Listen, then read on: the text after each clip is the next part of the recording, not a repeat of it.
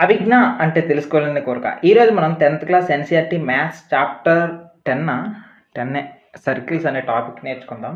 So, ఈ టాపిక్‌కి సంబంధించినంత వరకు కూడాను ఎక్సర్‌సైజ్ 10.1 చేసేసాను. ఇది చూద్దాం. దాని తర్వాత ఈ టాపిక్ సంబంధించి ఇంట్రో కావాలంటే ఆల్రెడీ ఒక వీడియో చేశా. అండ్ పాలిసెట్‌కి ఎవరైనా ప్రిపేర్ అవ్వాలనుకుంటే స్టార్టింగ్ నుండే ప్రిపేర్ అవ్వాలి కాబట్టి అండ్ లాస్ట్‌లో కూడాను కొద్దిగా టైం ఉంటది కాబట్టి ఎవరైనా మన పాలిసెట్ కోర్స్ ఉంటే ముందు నుండే ప్రిపేర్ అవ్వాలనుకుంటే వచ్చేయండి. హ్యాపీగా మన కోర్స్ ఉంటది. And at the same time జేఈకి కూడా అది పనికొస్తది. ఇప్పుడు మన టాపిక్‌లోకి వెళ్ళిపోదాం. ఫస్ట్ క్వెషన్ చేద్దాం. ఫస్ట్ క్వెషన్ ఏమంటున్నాడంటే ఒక సర్కిల్‌కి సంబంధించినంత వరకు ఎన్ని టాంజెంట్స్ గీయొచ్చు అనుకుని డ్రా చేయొచ్చు అనుకున్నాను. ఉదాహరణకి ఇదొక సర్కిల్. ఈ సర్కిల్‌కి సంబంధించినంత వరకు కూడాను టాంజెంట్ అన్నాడు కదా! 1, 2, 3, 4, 5, 6, 7, 8, 9, 10 దీన్ని ఇంకా మైక్రోస్కోప్‌లో చేద్దాం. ఇక్కడేదో గ్యాప్ ఉంది చూడండి. ఇక్కడేదో గ్యాప్ ఇదొకటి. సో, ఇలా మీరు ట్రై చేస్తూ ఉంటే మీకున్న కెపాసిటీ, మీకున్న స్కిల్ బట్టి మీరు ఇలా గీసుకుంటూ ఎన్నైనా వెళ్ళొచ్చు. సో, దీని ఆన్సర్ ఏంటంటే ఒక సర్కిల్‌కి సంబంధించినంత వరకు ఎన్ని టాంజెంట్స్ మనం డ్రా చేయొచ్చు అనే దానికి ఆన్సర్ ఇన్ఫైనిటీ. సో, చెప్తున్నాను కదా ఇన్ఫైనైట్ మీరు లెక్క పెట్టలేరు అన్ని గీయొచ్చు. ఇక ఈ సెకండ్ క్వెషన్ చూద్దాం. ఈ సెకండ్ క్వెషన్ ఏమంటున్నాడంటే ఫస్ట్‌ది ఒక టాంజెంట్ సర్కిల్‌లో ఎన్ని పాయింట్స్ దగ్గర ఇంటర్సెక్ట్ అవుతది. ఇప్పుడు ఒక సర్కిల్ తీసుకుందాం. ఇదొక సర్కిల్. ఈ సర్కిల్‌లో ఒక టాంజెంట్ ఇక్కడ గీసామంటే అది ఒక పాయింట్ దగ్గర టచ్ అవుతుంది. సో, ఓన్లీ 1 పాయింట్ అయిపోయింది. సో, ఒక టాంజెంట్ సర్కిల్ ఒక పాయింట్ దగ్గర టచ్ అవుతది. Second question. సో, సర్కిల్‌కి 2 పాయింట్స్‌తో టచ్ అయితే దాన్నేమంటున్నాడు? ఉదాహరణకి ఇదొకటి ఇలా ఇవన్నీ కూడా 2 పాయింట్స్‌లో టచ్ అవుతున్నాయి కాబట్టి వీటిని మనం ఏమంటామంటే సీకెంట్ అంటాం. దీనికి పెద్ద క్వెషనే కాదు ఇది. ఇలాంటి క్వెషన్‌లు ఎగ్జామ్‌లో అడగడు మళ్ళీ చెప్తున్నా. అండ్ ఇప్పుడు మూడోది చూద్దాం. సర్కిల్‌కి ఎన్ని పారలెల్ టాంజెంట్స్ ఉంటాయి అనుకుని క్వెషన్ అడిగాడు. సో, ఒక సర్కిల్‌కి సంబంధించినంత వరకు పారలెల్ టాంజెంట్స్ ఎన్ని ఉంటాయా? ఓకే. ఇదొక సర్కిల్. ఈ సర్కిల్‌కి ఎగ్జాక్ట్‌గా ఇక్కడ ఒక టాంజెంట్ గీసాము. అయితే ఈ టాంజెంట్‌కి ఎదురుగా ఉన్నప్పుడు ఇంకొకటి ఎగ్జాక్ట్‌గా సేమ్‌గా ఎదురుగా ఒక పాయింటే ఉంటది. సో, ఆ రకంగా చూసుకున్నట్లయితే ఓన్లీ 2 పారలెల్ టాంజెంట్స్ గీయొచ్చనమాట. అంటే సర్కిల్ కెన్ హావ్ ఎన్ని పారలెల్ టాంజెంట్స్ ఉంటాయంటే ఓన్లీ 2 మాత్రమే ఉంటాయి. సో, ఇప్పుడు ఇంకొక పాయింట్ చూద్దాం. ఇక్కడో పాయింట్ మనం ట్రై చేస్తే దాని ఎదురుగా ఒక పాయింట్ మాత్రమే ఉంటది కాబట్టి ఈ 2 పాయింట్ల నుండి ఇక్కడొకటి. So, 2 parallel టాంజెంట్సే గీయొచ్చు. ఒక సర్కిల్‌కి సంబంధించినంత వరకు కూడాను. అండ్ ఇప్పుడు లాస్ట్‌కి ఇంకొకటేంటంటే ఒక సర్కిల్‌కి సంబంధించినంత వరకు కూడాను ఒక టాంజెంట్ ఒక కామన్ పాయింట్ మీద టచ్ అవుతుంది కదా! ఉదాహరణకి ఇదొక సర్కిల్. ఈ సర్కిల్‌కి సంబంధించినంత వరకు కూడాను టాంజెంట్ ఒక పాయింట్ దగ్గర టచ్ అవుతుంది కదా! ఆ కామన్ పాయింట్‌ని మనం ఏమనొచ్చంటే అక్కడ కాంటాక్ట్ అవుతుంది కాబట్టి ఆ పాయింట్‌ని పాయింట్ ఆఫ్ కాంటాక్ట్ అని అనొచ్చు. ఓకేనా? ఏ పాయింట్ దగ్గర కాంటాక్ట్ అయితే అవుతుందో ఆ పాయింట్‌నే మనం పాయింట్ ఆఫ్ కాంటాక్ట్ అనుకుని అనొచ్చు. ఇది సింపుల్. సో, ఇవేవో అడగాలని అడిగాడు గానీ ఇవి పెద్ద బిట్లు కూడా కావు. ఇప్పుడు థర్డ్ క్వెషన్ చేద్దాం. ఇక్కడ థర్డ్ క్వెషన్ ఏమంటున్నాడంటే ఒక సర్కిల్ ఉందంట. ఓకే. ఒక సర్కిల్ ఉంది. ఓకే. సర్కిల్ ఇక్కడ ఉంది. ఈ సర్కిల్‌కి ఏంటంటే టాంజెంట్ ఒకటి ఉంది. ఆ టాంజెంట్ పేరు ఏం పేరంటే పీక్యూ అంట. సో, టాంజెంట్ పేరు పీక్యూ. నెక్స్ట్ ఇక్కడ ఏమంటున్నాడంటే టాంజెంట్ పీక్యూ అయిపోయిన తర్వాత అది ఎక్కడ కాంటాక్ట్ అవుతుందంటే సర్కిల్‌కి పీ అనే పాయింట్ దగ్గర టచ్ అవుతుందంట. అంటే టచ్ అయిన పాయింట్ పేరు P and out side point పేరు ఇప్పుడు క్యూ అనుకుని తెలిసిపోయింది. ఇప్పుడు వాడు ఏమంటున్నాడంటే రేడియస్ ఇచ్చాడు. రేడియస్ అంతా 5 సెంటీమీటర్స్ అంట. సో, దాని రేడియస్ ఇది అనుకుంటే దీని యొక్క రేడియస్ 5 సెంటీమీటర్స్. ఓకే. ఇది 5 సెంటీమీటర్స్. వాడు ఏమంటున్నాడు?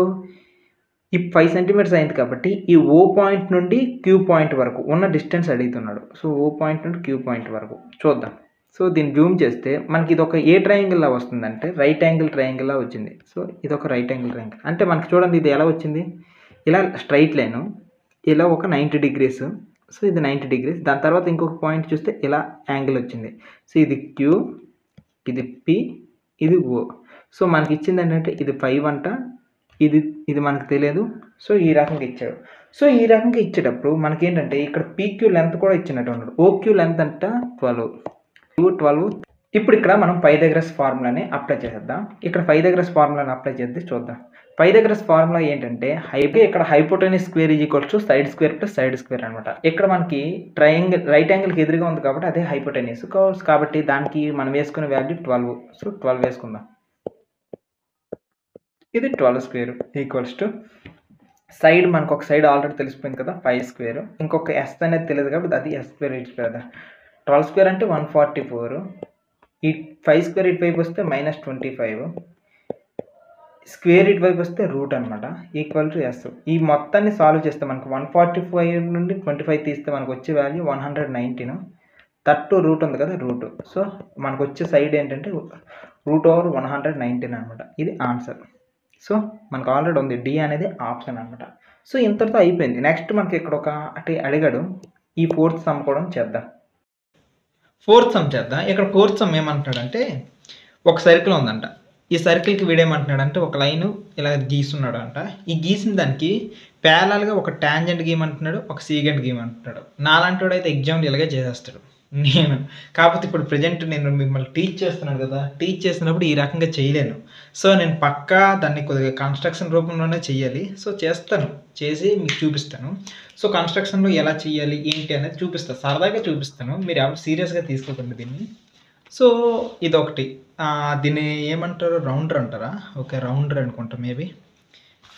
సో ఇలా ఒక సర్కిల్ కదా, ముందు ఒక సర్కిల్ డ్రా చేసుకుందాం. ఎలా వస్తుందో ఏంటో చూడాలి.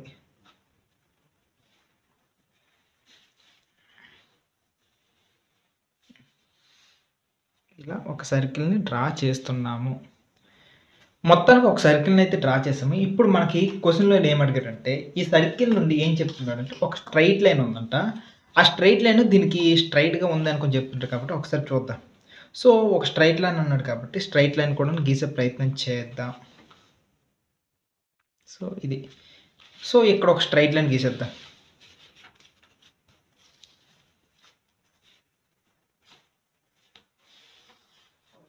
ఇలా ఒక స్ట్రైట్ లైన్ గీసాం.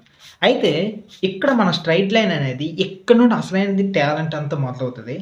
ఇలా స్ట్రైట్ లైన్ మీరు ఏదైనా గీసుకోండి. ఇప్పుడు మనం ఏంటంటే ఆ స్ట్రైట్ లైన్ అనేది ఇప్పుడు మనం గీయబోయేదన్నీ కూడా వీటికి ప్యారలల్గానే గీస్తాం, ఈ లైన్కి ప్యారలల్గా. కాబట్టి ఇక్కడ మనం మేజర్గా అబ్జర్వ్ చేయాల్సింది ఏంటంటే, వీటికి ప్యారలల్గా అబ్జర్వ్ చేస్తున్నాం కాబట్టి ఈ లైన్ అనేది ఈ ట్రయాంగిల్ నుండి మిడ్ పాయింట్ నుండి ఒక లైన్ గీస్తే దీనికి స్ట్రైట్గా రైట్ యాంగిల్లో ఉందా లేదా అనేది మేజర్గా మనకు కావాలి. ఎందుకంటే రైట్ యాంగిల్ లేకపోయింది అనుకోండి వేస్ట్ అనమాట. సో అందుకోసమే ఇలా తీసుకుంటాము. ఒక సర్కిల్ తీసుకొని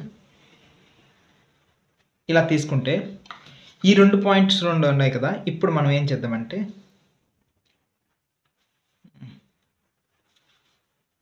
ఎగ్జాక్ట్గా ఇక్కడ నుండి ఒక కర్వ్ గీసుకుందాం. ఏదో ఒక సైజు. సో ఈ సైజులో ఒక కర్వ్ గీసుకుందాం. నెక్స్ట్ ఈ సైజు నుండి కూడా ఒక కర్వ్ గీసుకుందాం.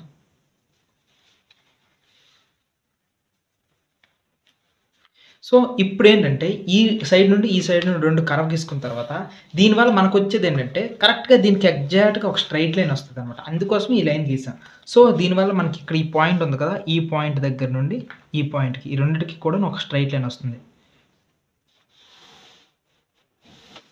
ఇప్పుడు ఈ స్ట్రైట్ లైన్ ఎప్పుడైతే వచ్చిందో ఒకసారి మనము ఈ ప్రొట్రాక్టర్ పెట్టేసి ఇది కరెక్ట్గా రైట్ యాంగిల్లో ఉందా లేదా అని చెక్ చేసుకుందాం. అమ్మయ్య, ఈ 2 రైట్ యాంగిల్లోనే ఉన్నాయి.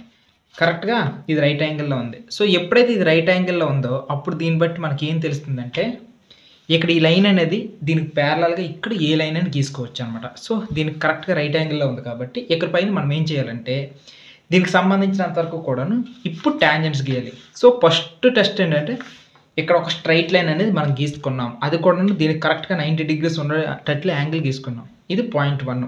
ఇప్పుడు సెకండ్ స్టెప్ నుండి మనకి లెక్కలో అసలైన అడిగింది ఏంటంటే ఒక టాంజెంట్ అడిగాడు, సెకండ్ది సీకెంట్ అడిగాడు. ఈ సీకెంట్ ఈ 2 కూడా చూద్దాం. దీనికి ఇప్పుడు ఎగ్జాక్ట్గా ప్యారలల్గా గీయాలి కదా. మీకు ఆల్రెడీ తెలుసు టాంజెంట్ అనేది రేడియస్కి ఎగ్జాక్ట్గా 90 degreesలో ఉంటుంది అనుకోని. సో ఇది రేడియస్ అనుకుంటే ఇక్కడ నుండి ఇక్కడ ఈ పాయింట్ వరకు ఇది ఒక రేడియస్ అనుకుంటే దీనికి 90 degreesలో ఉంటుంది అంటున్నాడు కదా. సో చూద్దాం.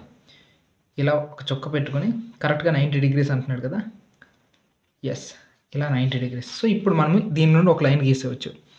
90 degrees యాంగిల్ కరెక్ట్గా చూసుకున్న తర్వాత ఇప్పుడు ఇటు నుండి స్ట్రైట్ లైన్ నుండి గీసేస్తే దీన్ని ఎందుకు, ఇది బాగుంది ఈ స్కేల్.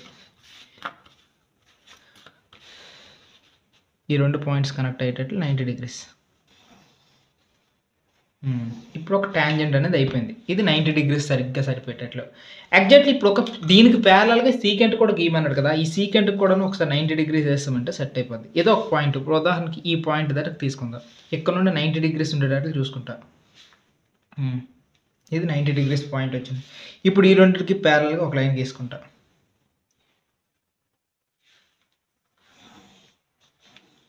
సో ఇప్పుడు ఏంటంటే ఒక టాంజెంట్ గీసాం, ఇప్పుడు ఒక సీకెంట్ గీసాం. దీన్ని 90 degrees ఎగ్జాక్ట్గా ఉంది కాబట్టి ఈ లైను ఈ లైను ఈ లైను ఈ 3 కూడాను 90 degreesలో వస్తున్నాయి. 90 degrees 90 degrees. సో ఇప్పుడు దీన్ని బట్టి మనకి ఏం తెలిసిందంటే ఈ లైన్కి ఈ లైను ప్యారలల్, అన్ని 90 degreesలే కదా, 90 degrees 90 degrees 90 degrees. సో అన్నీ కూడా ప్యారలల్ అనమాట. ఇది కాన్సెప్ట్. సో ఎవరికైతే ఇంట్రెస్ట్ ఉందో వాళ్ళు చెయ్యండి, మిగిలిన వాళ్ళు కూడా పెద్దగా అవసరం లేదు అని నా ఒపీనియన్. మిగిలిన వాళ్ళకి చూడండి